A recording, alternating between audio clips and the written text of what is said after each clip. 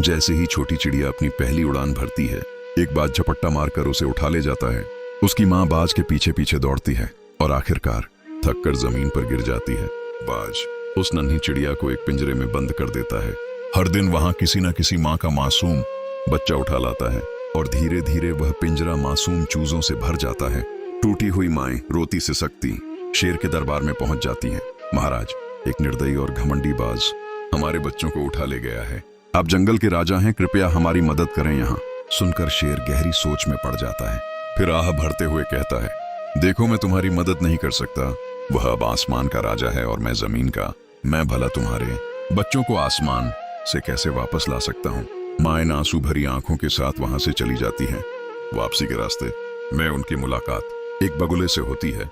वह उनकी बात ध्यान से सुनता है और फिर कहता है, मुझे पता है कि तुम्हें राजा से जवाब नहीं मिला, लेकिन मैं तुम्हारे बच्चों को वापस दिलाऊंगा। बस तुम्हें वैसा ही करना होगा जैसा मैं कहूँ। माएं बिना हिचकिचाहट के मान जाती हैं।